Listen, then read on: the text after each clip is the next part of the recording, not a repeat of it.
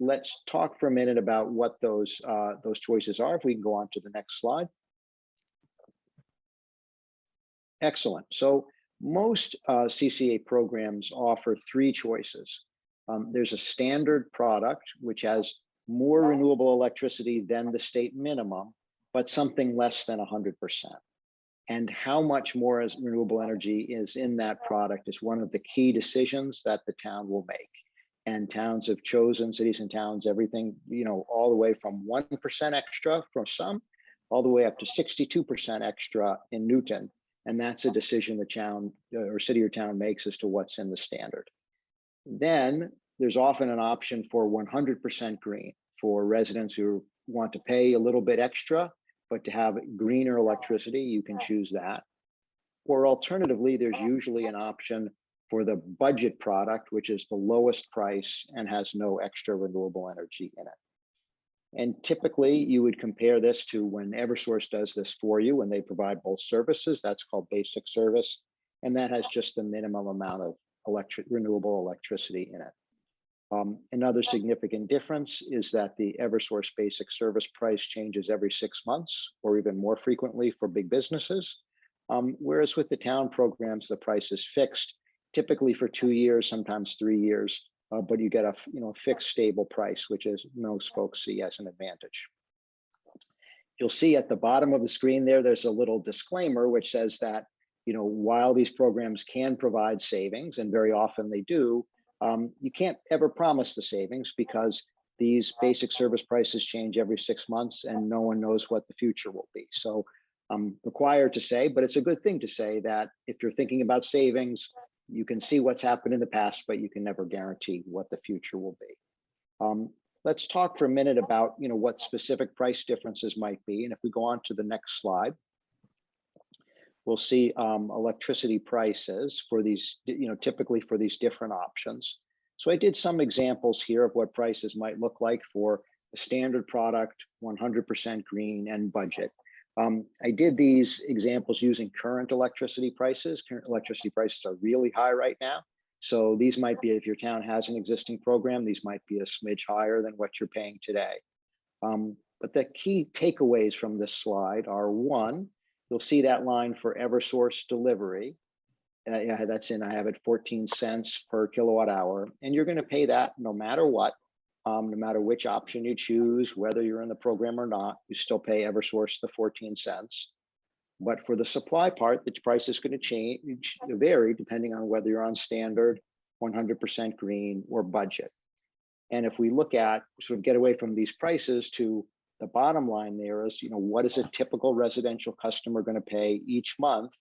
We can see that, the standard product for a typical person using the average amount of electricity might be paying around $160 a month. If they want to go to 100% green, might be $175 a month. Or if they want to pay the minimum, something more like $150 a month. So if we think about the differences between those, which is probably the most important thing, and we use the budget all the way on the right as the base, that's the least you can pay. You can see that you can go to the 20% extra renewables for about an extra $5, and you can go up to 100% renewables for an extra about $20 a month. Those are the price swings you're going to see.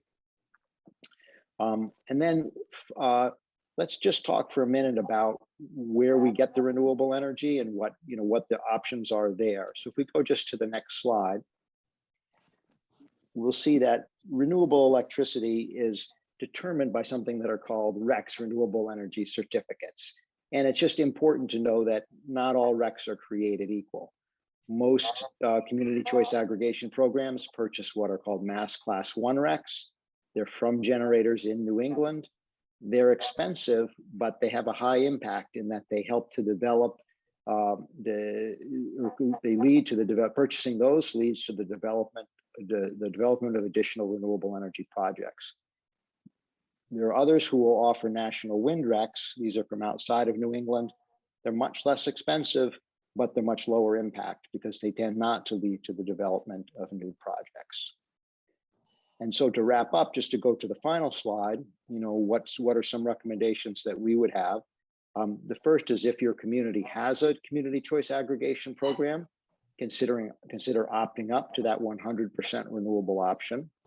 And if you don't have a program, you can encourage your community to adopt one, but also you could buy, you could work with a provider like Green Energy Consumers Alliance, who will provide a Class 1 product for you outside of the program. And I think actually we're lucky that we have Larry Cretion from Green Energy Consumers to talk next, and he can talk much more about that.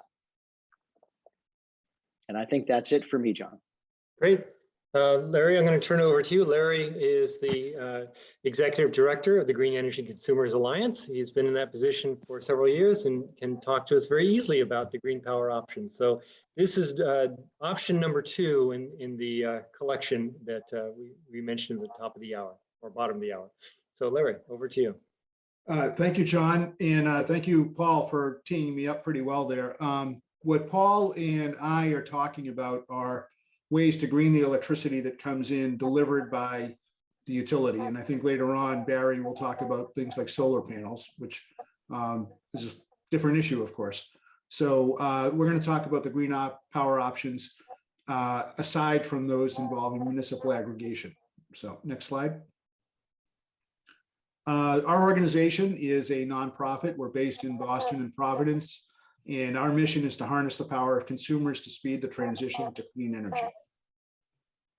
Next slide. As Paul pointed out, this is just another way of showing this. What we're talking about is the supply part of your bill. Your utility, whether it's National Grid, or Eversource, or a municipal utility, will stay the same, but we can affect the supply that gets delivered by the utility. Next slide. Our organization, a long time ago, about over 22 years ago, started buying renewable energy certificates as a way to give consumers a meaningful opportunity to increase demand for renewable energy. So we buy them wholesale from a bunch of generators. I think we bought the first renewable energy certificate available in New England, which was from the Hull 1 wind turbine project. And so this map is on our website, and there's a link there that you'll have that John can email out that shows the smattering of projects that we have purchased from. And a lot of wind projects, that's the dominant source of what they call Class 1 renewable energy. We try to buy from Massachusetts and Rhode Island, where we're based, but we sometimes will buy from other adjoining states in New England. Next slide. So the options that you can get through our organization are this. If you're a National Grid customer like I am, I live in Quincy, we have an arrangement with National Grid where you would select us. That it's they call their program Green Up, and we're an option in that program. And then you will pay for the service right on your National Grid bill based upon your usage. They collect your money for the premium to make it green electricity, and then they remit that to us afterwards. Eversource customers, we can get your usage from Eversource, but we have to charge you by credit card because they told us it would cost $1 million to arrange to put that on the bill. And those numbers don't quite work, but it works the same way. If you use 347 kilowatt hours and you're an Eversource customer, we can get that information and charge you accordingly. Everyone else, you can go to our website and you can sign up and pay by credit card one time to buy some wind power, or monthly, and you would pick how much you want to buy or how much you want to spend. And we will put wind power onto the grid for you. Some people have done that as a wedding gift. Some people have done that because they want to reduce their emissions because they went on a plane trip. Some people realize that they're driving a car, they don't have an electric car, they want to do something. So they might buy some renewable energy from us by credit card, even if they are in an aggregation or they're getting green electricity somewhere else. Even if they have solar panels, some people will do that. You can if you like. We charge 3.8 cents per kilowatt hour. A kilowatt hour is the unit that we all get charged on our electricity bill by the utility. And probably the typical consumer might buy 600 kilowatt hours of electricity per month. If you did that, you would your cost would be $22.80 a month to be 100% renewable energy. So those are the options you can get, particularly if you're not in one of the aggregations that Paul talked about. Next slide.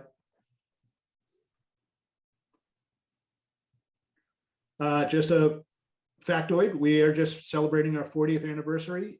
We were founded in 1982. I've been there for 22 years, but we'll be rolling out our 40th celebration as the year goes on. And then that's my story. The last slide is my contact information. And you can email me if you have a question. You can email our office at hello@greenenergyconsumers.org. For you go to our website, you see any program you're interested in, you can ask questions through that email address. You can go to the website is there. And particularly if you want to drill down into what's more about our green electricity program, we call it Green Powered.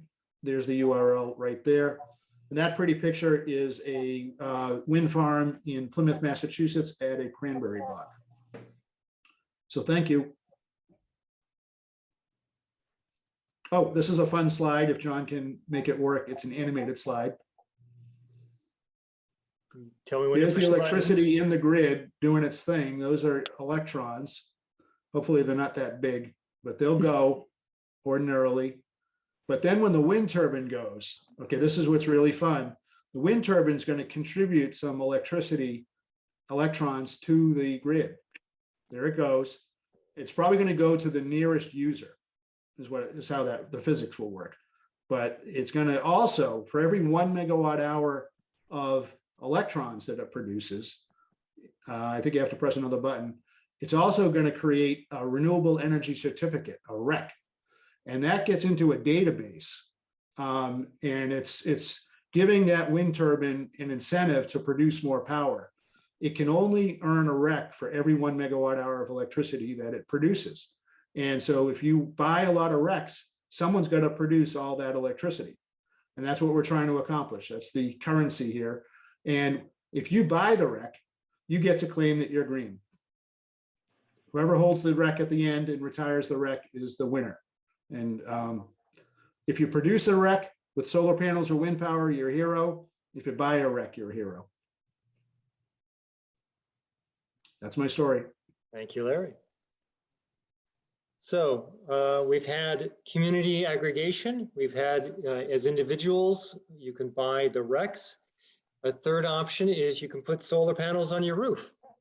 And JCAN and the Energize framework here that Bethel is affiliated with have partnered with Energy Sage to help get information into your fingertips or your computer screen, as the case may be, to get options. Basically, there are dozens of contractors throughout the state. There are many operating in every town, and they all are offering much the same product of putting panels in your roof. So the question is, how do you compare? How do you know? What are the questions to ask? And Energy Sage is an independent organization that was set up a number of years ago that provides that independent information. And so you think of them as a lending tree for solar, is the way they've characterized themselves. So that's something that you can take a look at. There's no charge to you, and they can help you get quotations from different suppliers of putting panels on your roof. They can help you identify what the characteristics are that make sense for you, whether or not you want to finance it. You can either own the panels yourself, you can get a loan financing through a state program. And there are some solar companies that will sell you the power as opposed to selling you the panels. And that's just another way of doing it, where they do the financing and the ownership of the panels, and you just pay as the panels produce electricity for your home. So that's another option for you. But the Energy Sage framework gives you an idea of how to compare across the different quotations, questions to ask, etc. So it's just an option for you to consider. And they'll have a chart there. You put in your zip code and your characteristics you're looking for, and you'll get some basic quotations. And if you're interested in them, then the individual customer, or excuse me, contractors can follow up with you, and the Energy Sage people can help you with that process. So one of the questions that often gets asked on that is, who can participate on the Energy Sage platform? And they have done their homework. There are a number of companies I mentioned. All of the companies that are there are also vetted by the state. The state has an ongoing database of companies that are certified to offer solar contracting. And that's something you can check on as well, or talk with Energy Sage to get more information on that. So that's a very high level one on that one. The basic characteristic difference is you own the panels. You're using the electricity most likely in your home. Those electrons from your panels are most likely staying in your house. And you can decide whether, as Larry was just pointing out, you can decide to retire the REC, or more likely, one of the options that you'll be offered is, if you buy the power, you can participate in a state program where the REC is sold to the utility. You'll still get the benefit of the electricity, but the price that you receive for your power is going to be different, because you're basically being paid for the REC by the utility. And it's just a choice. The solar power is going into the grid, or you're reducing your production, so the grid is benefiting from your power. It's a question of who owns the REC, who benefits from it at the end of the day. Barry will talk a little bit more about that at the end. So there's one final option for you, and that's called the community solar option. And it's a little bit of a hybrid amongst these previous ones. It's a larger scale array. And in theory, it could be a wind turbine, but typically it's a solar project. It could be on one of those cranberry bogs. There are solar farms now on some cranberry bogs. And what you are doing is you are subscribing to some of the energy that's produced by that larger farm. And as individuals, and it could be companies, it could be nonprofits, but the idea is that they need customers to buy that power. And so you stack up all those buyers, and that's what enables them to build the farm and operate it. What you receive in turn is a credit on your utility bill. So you don't actually get the electrons. The power itself goes to the grid, goes to the utility, but what the utility does when told to by the community solar developer is to put a credit on your bill, so that your net utility bill is less than it would have been otherwise. And then the community solar developer charges you a portion of that cost, so you end up with a net savings of somewhere between 5 to 15% on your bill. So it's a way where you don't have panels on your roof. Anyone can use it. So if you've got a roof that is a shady roof, or it's an old roof, or it's a very pointy roof, that's something you can still access. Same thing with renters. If you don't own your roof, and also businesses and municipalities and nonprofits can all participate in a community solar program. So it's another way of supporting solar, but it's an indirect fashion. Some of the other benefits that I mentioned, you have the financial savings for that. So it is a transaction that gives you benefits, as opposed to something where you're paying extra. So depending on your budget, this is another way of approaching it. One of the things that Larry and I talked about earlier on as we were preparing the seminar, and Barry can touch on this as well. Remember that you're buying the electricity from this project. You're not actually buying the REC. The REC is being sold to the utility.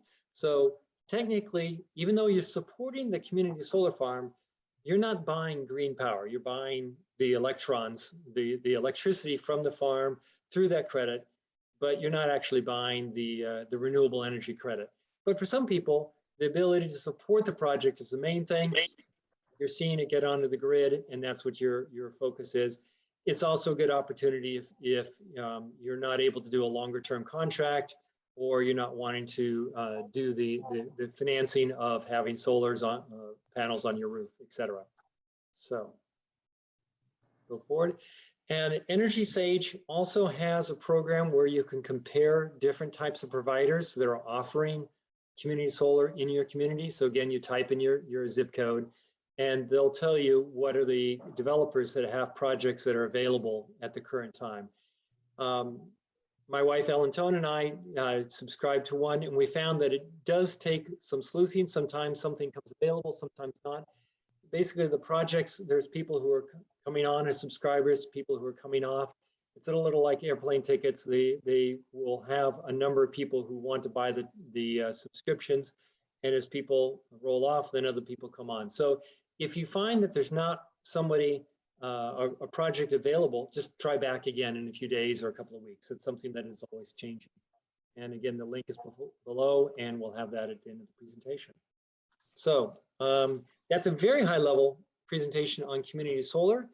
And we've given you 4 different types. And so Barry is going to clarify what are the differences, kind of a recap, and trying to help you decide which way makes sense for yourself. So Barry, over to you. Okay, next slide, please. So as John said, we're looking at the 4 different options, and just to recap, it's greening your electricity supply through a community aggregation that Paul Gromer talked about, supplementing with RECs from the Green Energy Consumers Alliance, and Larry Cretion talked about that, rooftop solar and community solar, the next 2, which John Harper talked about. And, you know, they have differences in cost, the degree of upfront investment, the duration of the commitment, the degree of the commitment, and the extent to which you can claim that you're buying renewable energy. But all of them in different ways contribute to increasing renewable energy and reducing carbon emissions. And I'll now talk about some of the different options and their characteristics, and then talk about how they could be combined. So next slide, please. So as Paul talked about, you can purchase 100% renewable energy through a community aggregation. You can also purchase default. Some of them, such as Newton, have really 82% renewable energy class 1. So it already has a much higher percentage than what you're purchasing, what's required by state law, which is around 20%. And it takes RECs out of the regional market, therefore increasing demand. So this is really, you're adding directly to more renewable energy. And the more renewable energy is built, it reduces fossil fuel generated energy, and therefore reduces carbon emissions. The option of purchasing RECs from the Green Energy Consumer Alliance, you can stay with your electricity supplier, whether it's the utility or some other third-party supplier. It's an add-on product at a cost. The impact is similar to a community aggregation with enhanced renewable energy. And it's different from what some other suppliers who say they're producing renewable energy. They may be delivering RECs, say, from Oklahoma that doesn't have a renewable requirement, and essentially you're just would be buying them from existing projects, and it wouldn't really add to more renewable energy being produced or reduce carbon emissions. And these have limited term commitments when you purchase from an aggregation. It may be pursuant to a contract that the town has with the supplier for up to 3 years, but you can always opt out of it. And of course, what Larry said, when you buy from the Green Energy Consumer Alliance, you can really determine what term or how much you want to purchase. Next slide, please. So looking at rooftop solar, as John said, there's an issue of suitability regarding your property, but assuming that you go forward, what it does, it offsets your electricity consumption, it powers some of it, it may, you may during some parts of the year produce less than what you're consuming and you're purchasing from the grid, from the utility. And other times you're producing more and the utility buys when your production exceeds your consumption.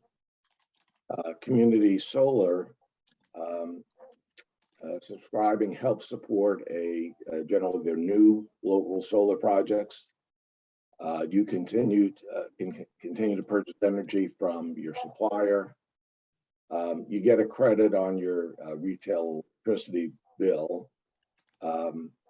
As John said, RECs produced by the solar facility are sold elsewhere.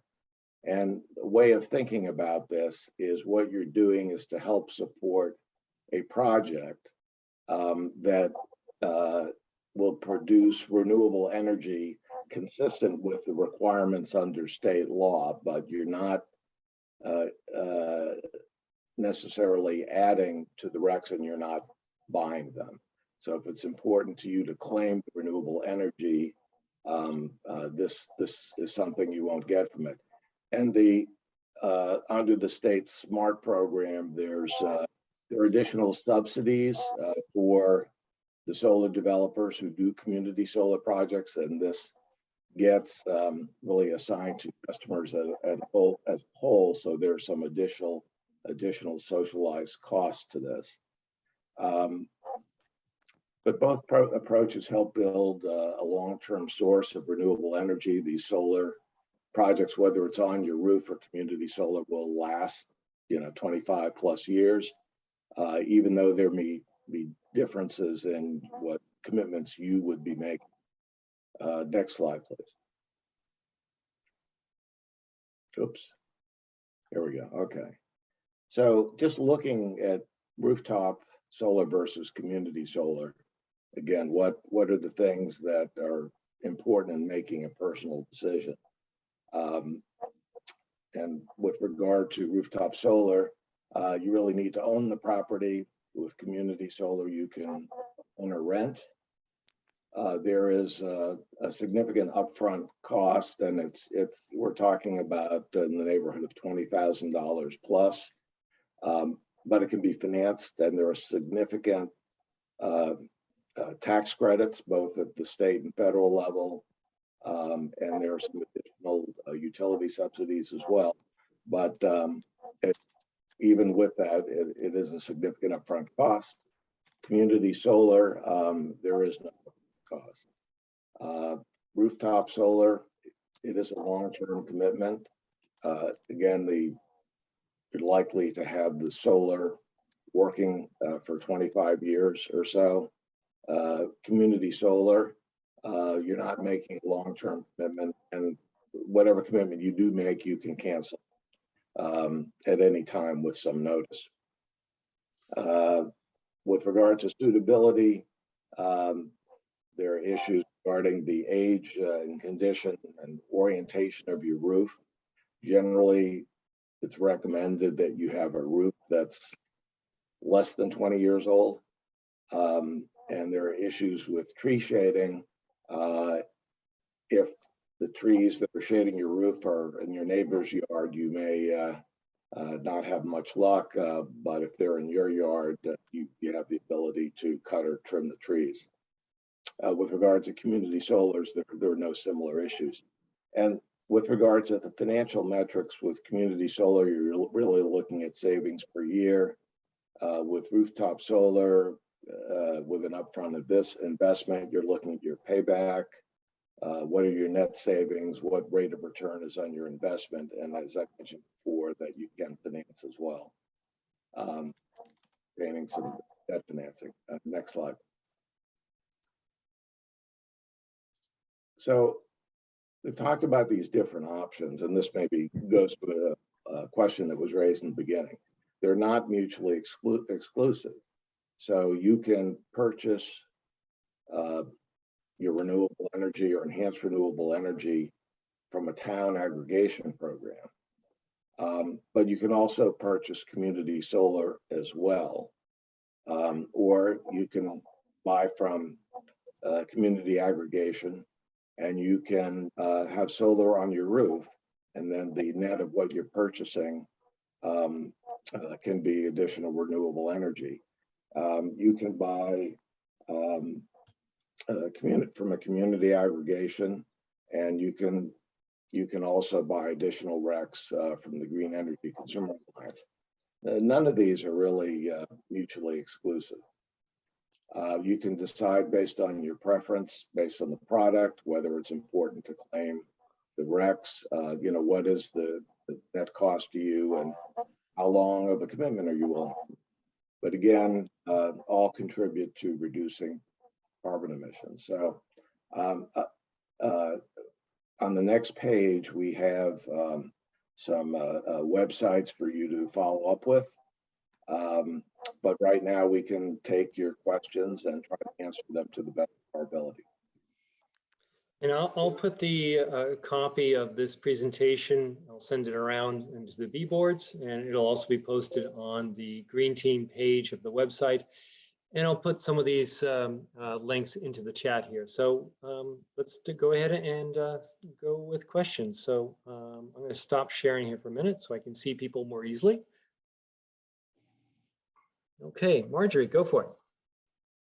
Yeah, so I just, a couple things. I wanted to go back to the very beginning when you were talking about a fixed stable price for the aggregate for the supplier. I didn't quite understand, because you're also saying that it changes every 6 months, but it's a stable price. So Paul, if you could explain that. Paul, you're muted. Yep, sorry about that. So if that's what I said, I can understand why you're confused. What I was intending to do there was to distinguish between two things.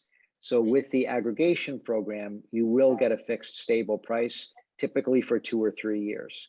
The alternative is utility basic service, which by law changes every 6 months or even more frequently for big businesses. So I meant to distinguish between two different things. Okay, great. And then in terms of the rooftop solar, so I appreciate you saying that you want to put it on a roof that's under, did you say 15 years? Generally, they recommend under 20, and I have a 19.5-year roof now, so that's why I'm sort of focused on that. I'm looking at solar right now. So.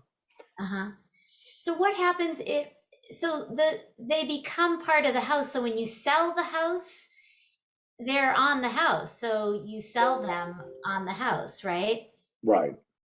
Okay. And what happens if you I mean, can't imagine if I were to get solar now, I'd probably need to get a new roof in a number of years. So do you have to hire somebody different to take off the panels? Like, you wouldn't want the roofers to take the panels off, right? So that's why you do want to make this a good strategy of timing. Yeah, so basically it's part of the initial assessment, and actually I'm going through energy stages.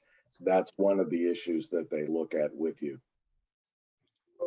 In terms of, up front, they'd like to have, say, 20 years, and if the lifetime of a roof is, say, 30 to 40 years,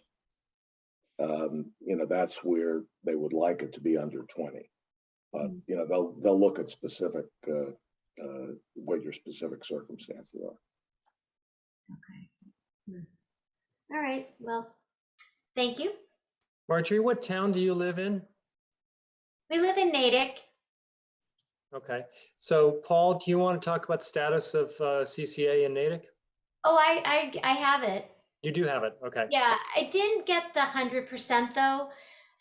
I have to kind of think about my budget. So, and then that was my other question, is if I want to change that, can I change that at any point to go up to 100%? Yes, Paul? you can. Yes, you can. You can change it anytime. You can do it on the website, or there's a phone number there. You can call and we'll take care of it for you. Thanks. Yeah. Okay. And you could probably change it back as well if you wanted. Yeah. Right. Yes, you can. Other questions? Gary.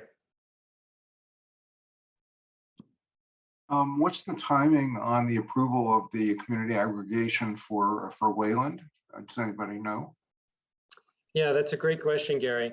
The town meeting approved the idea this last year, and the town has put out an RFP to select a consultant. That's now underway. That will help the town go through the process of setting up the CCA. So the exact timing of when it will go live is probably still a question mark, but probably either late this year or perhaps early this next year. Okay. Barry talked about mixing and matching these different approaches. If Wayland gets community aggregation and you go to 100% green, you're paying, some percentage more to do that. If you also went with the community solar option, where you're getting a 10 or 15% discount on your electric bill, does that work together to essentially offset the additional cost? And how does that work? I can take that, but if anyone else wants to weigh in, Paul or Larry? You can certainly combine the programs. If you do a community choice aggregation program, say if you're in Wayland, your bill doesn't go away. You still have costs on your electricity bill. So Sure. You can reduce some of those costs by picking up some measure of community solar subscription. So you can absolutely combine that.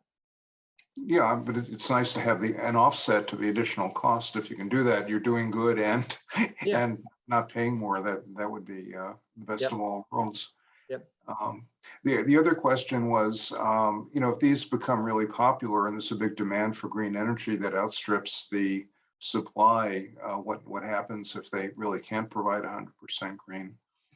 Larry, do you want to take that one? Yeah, I love that. I've been answering that question for 22 years, but it's the reality is that you create the demand, there will be someone who will build a project. We haven't even started with offshore wind, and that really excites me. We are adjacent to an incredible renewable energy resource, zero emission. There's only those wind turbines off Block Island. There's 5 of them. They've been there for years, but there are hundreds of megawatts planned. Actually, we should have thousands of megawatts of offshore wind within, say, 10 years. Okay. Matt, Thank you you. have your hand raised? Yeah, thank you. It's really informative about the different options. With community solar, I didn't understand. Do you get any credit on your electricity bill if you invest in a community solar or subscribe to a community solar? So your question is, if you subscribe to a community solar project, what happens on your bill? Is that Right. where? Okay, that's where the action is. There'll be 2 things that'll happen. One, you'll get a credit on your utility bill that's related to the amount of power that you're buying from the community solar project. So that's all good. That's just that reduces your bill dollar for dollar.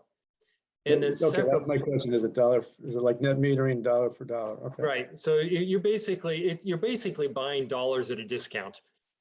You'll subscribe for power, but what will happen is they'll show up as dollars on your bill. So your bill will go down by $50. And then you'll pay a portion of that amount, call it $40, to the community solar provider.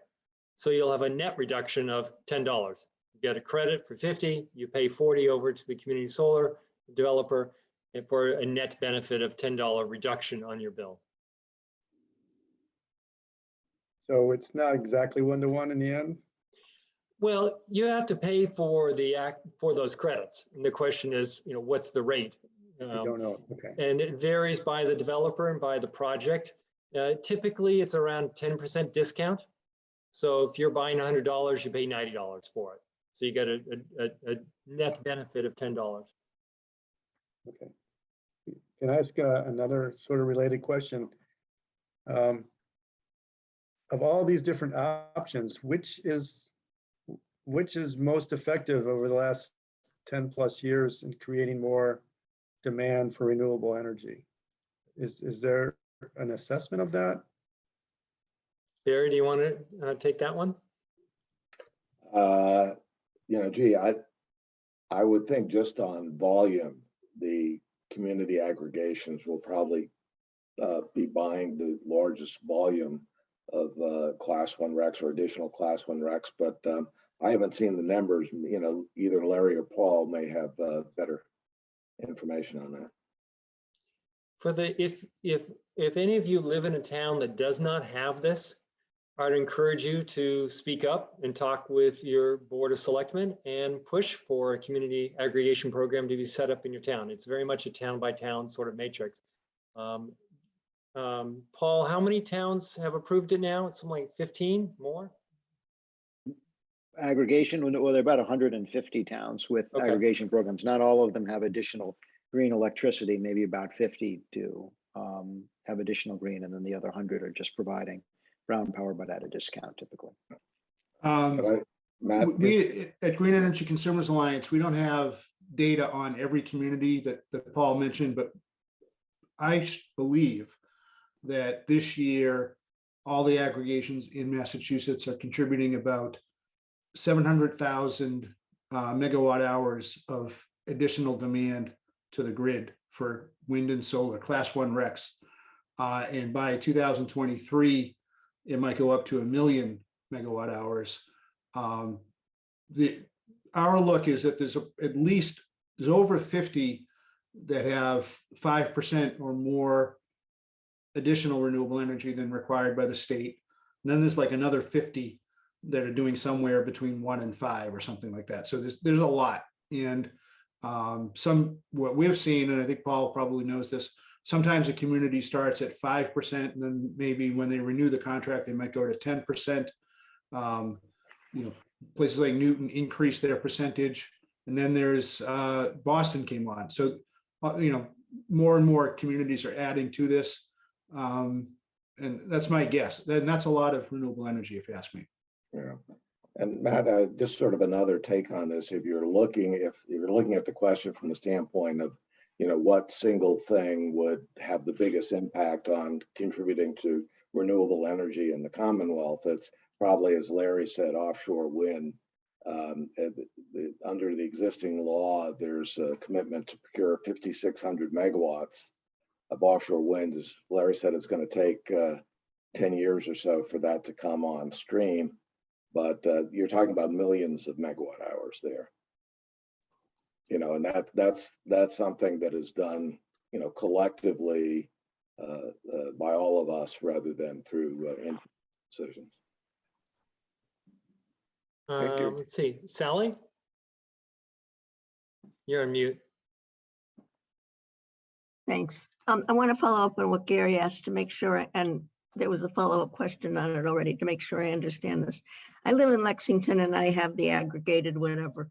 So let's just say, I don't remember, but let's just say I signed up for the full green, which means some of it's probably solar and some of it's probably wind. And now explain once more, I'm sorry about this. If I also want to buy into this aggregate solar, I can't have solar on my roof. I've had a few companies look and there are too many trees. I pay a certain amount a month to them and they credit a certain amount back to me. And it just adds on to how much green energy I'm contributing to being produced. Paul, do you want to take that?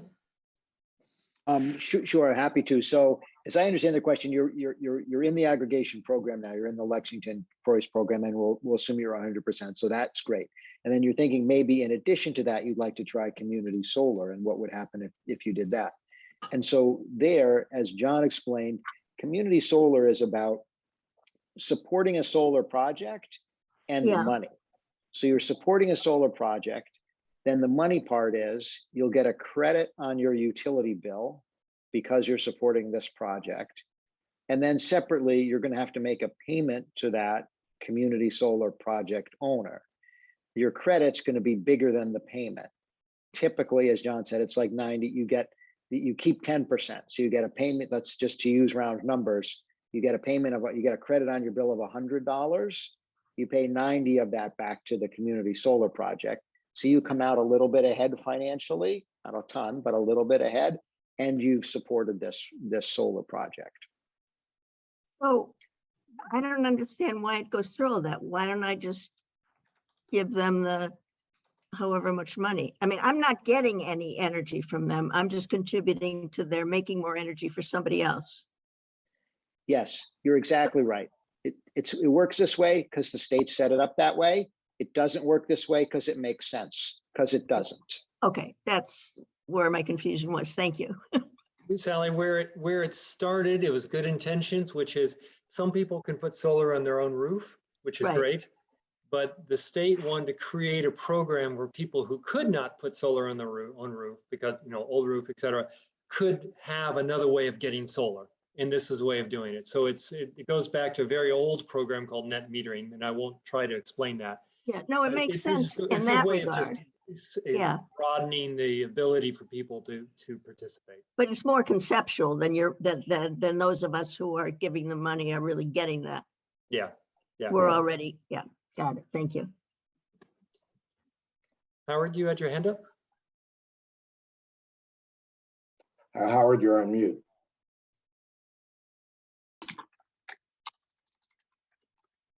Okay, I'm in a town that has community aggregation, and I have available to me, although I haven't taken advantage of getting 100% solar. Is Green Energy Consumers Alliance program any advantage over the community aggregation? I would say honestly, no. And is it possible even? Yes, it's possible, but the advantage of community aggregation, and we're involved in a lot of projects similar to Paul, but the advantage is you're buying, it's a large volume and you're able to price better. The combined price of the electricity and the additional RECs that we've talked about ends up being better with aggregation almost always than if you were to buy our product on top of what you're paying the utility. So if I really wanted to do, it sounds to me like the best thing I could do, given that I've got a big, beautiful old silver maple shading our house with a 2 foot diameter, that would be to go for the 100% aggregation, and then find a community solar to supplement and partly reduce my costs. That's probably the winner. Okay, thank you. Steve. Yeah, it actually feels like there's I signed up for community solar 9 months ago, and I'm still waiting for my array to come online. And it seems there's almost a shortage of community solar projects. And I noted when I looked at the SMART regulation, there was a cap of something like 3,600. I can't remember whether it's megawatts or gigawatts. There was a cap in that SMART program in 2018. Earlier this week or late last week, there were some articles in the press about the state freeing up, taking some of the friction out of this, out of the development of solar projects. And do you expect, I don't know who to ask, but between Barry and Paul and Larry, we probably have some knowledge of whether what was in the news in the past week will accelerate development of community solar. Any of you want to take a stab at that one? I know there's a bill that's coming out of the Telecommunications, Utilities, and Energy Committee that is a combination of a number of different bills. I've been following it because it affects offshore wind procurement, which is what I'm working in, but it covers other areas as well.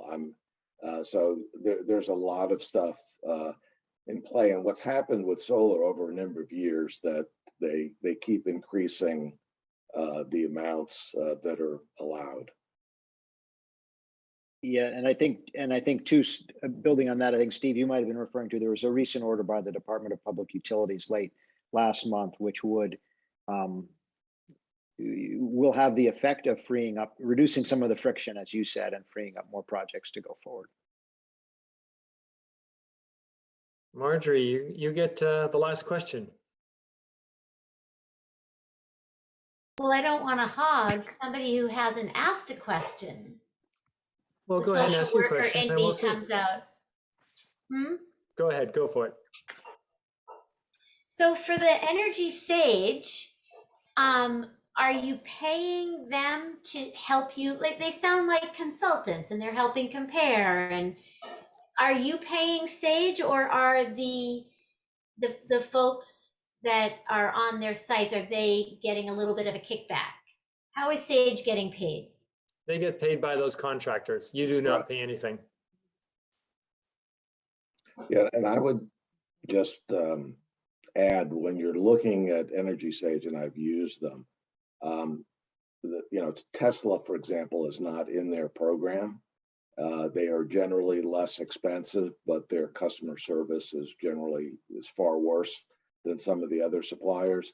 So if you're going to use Energy Sage, I suggest that you not look at that exclusively, because there are other options that are not within the group of developers, that a group of suppliers that are within Energy Sage. And Marjorie, the Mass Energize program that Bethel is affiliated with has made recommendations of a couple of other solar developers. I've posted in the chat a link to the Mass Energize framework, the JCAN program. And the two other contractors that they recommend, one is called Boston Solar and the other one is Sunlight Solar. And there are links on the Mass Energize platform. So you can also check them out. Go ahead, Ellen. Yeah, sorry. I had to jump off our bandwidth wouldn't let me have a second computer. So Marjorie, also in Natick, Natick's worked for a long time with Solar Eyes, with Boston Solar. Jillian, the sustainability coordinator, continues to say they've been doing good work for solar projects in Natick. So there's lots of people in Natick. I've used Boston Solar. Of course, there are other firms too. So those, it always behooves you to get a couple quotes. Okay, Sally.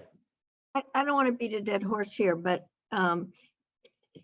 it's going back to this thing about the solar cooperative or conglomerate or whatever it's called, which is a good idea for those of us who can't get solar on our rooftops. But combining it with what I already have seems like there's a lot of extra expense to all those people with all the paperwork and the going back and forth and rebating and unrebating. And isn't there just something I can contribute to if I want to just support solar development? Larry, why don't I turn that one over to you? You can talk about how the REX program works and the tax impacts of that.